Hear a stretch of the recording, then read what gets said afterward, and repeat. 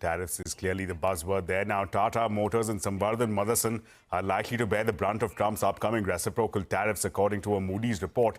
Moody's has said that the impact depends on how much of the tariffs are passed on to the customers. Parikshit Luthra is joining us now with more details. Parikshit, clearly that's the buzzword. That's the big trigger that everyone's watching towards the US for.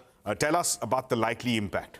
So Moody's ratings agency has done an analysis on the impact on South and Southeast Asia because of the reciprocal tariffs from US, which will come into effect on the 2nd of April. And they've said that significant domestic operations in companies in South and Southeast Asia will provide a buffer against any impact, negative impact of US reciprocal tariffs. But sectors which could be most impacted here are automotive, steel, chemicals and business services, and they have the highest exposure to US tariffs. Now, coming to India, Samvardhana Motherson, they could likely face cost increases and they may have to pass on cost to customers. This is because they're generating 20% revenue from the United States. But the report also goes on to say that Samvardhana is undergoing a massive diversification strategy to make sure that they don't have any major reliance on one particular jurisdiction. When it comes to Jaguar Land Rover, which is owned by Tata Motors, the report says the decline in demand from the US for JLR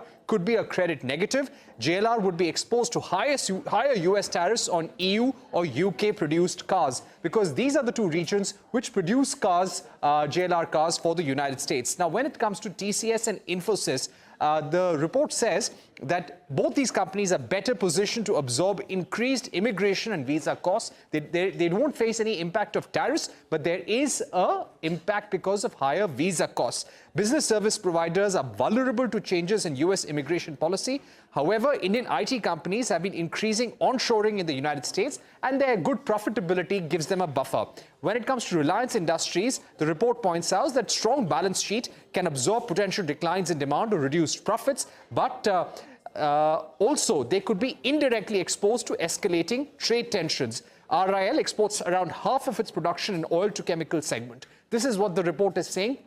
So clearly there are some risks to Indian companies across these sectors, but hopefully strong profitability and strong balance sheet will provide a buffer. Right, Parikshit, thanks a lot for breaking that down, the impact of what those tariffs